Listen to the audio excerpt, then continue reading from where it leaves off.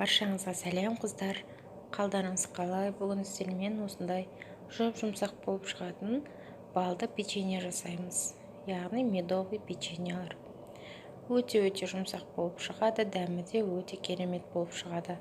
Жасап көруге кеңес беремін қыздар. Міндетті түрде жасап көріңіздер.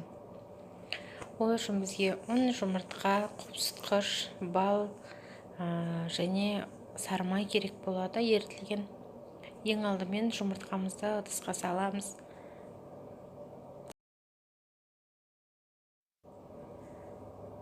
Жақсылап венчикпен араластырамыз. Сосын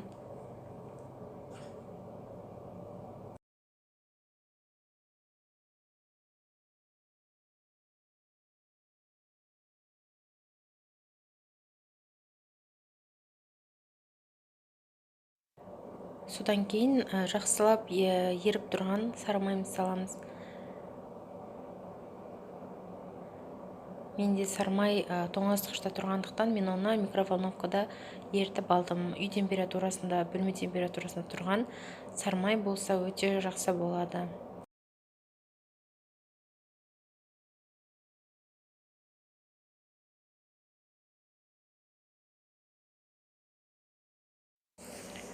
Сол кезде бөлме температурасында тұрған болса, жақсы араласып, бірден еріп кетеді сармайымыз. Біз бұл печеньеге қант салмаймыз, өйткені бал өте тәтті болғандықтан қантты қажет етпейді. Бізде осындай бал қатты, қымбат, арзан бал болу шарт емес, қандай бал болса да келе береді. 3 ас қасық балымызды ыдысымызға қосып аламыз, массамызға қосып аламыз. Жақсылап араластырып алу керек. Бәрін бірге қосып араластырып, көп араластыру қажет етпейді, және миксерді де қажет етпейді.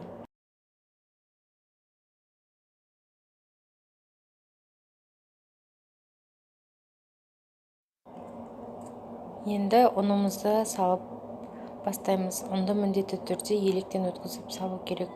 Және ұнның үстіне 1 шай қасық қопсытқышымызды салып, онымен бірге електен өткізіп салып жіберу керек.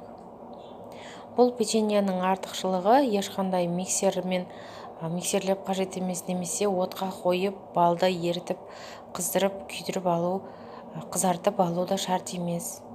Жай ғана осылай барлығын араластырып, венчикпен жақсылап араластырып алсақ, сол жеткілікті.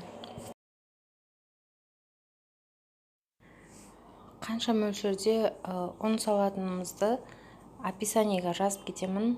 Барлық пісірген заттардың қанша мөлшерде қажеттілігі описаниеде жазылып тұрады. Төменгі жақта, видеоның төменгі жағында барлық ұнды салып болғаннан кейін бізге қолға жабысатын, бірақ өзінің формасын, пішінін сақтайтын болу керек. Қамырымыз, яғни консистенциясы кішкене басы бірігіп тұратын жұмсақ қоюлы қамыр болу керек.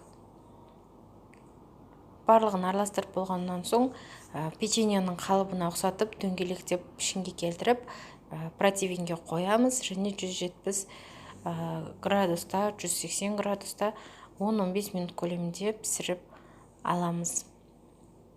Өте жұмсақ, өте дәмді болып шығады. Қыздар, жасап көруге кеңес беремін. Ауызда еритін, өте дәмді болып шығатын печеньелер қантты, тәттіні қатты жақсы көрмейтіндерге таптырмас печенье болып саналады. Яғни қантсыз балдың өзінің тәттілігі өте жақсы дәм беретін болады.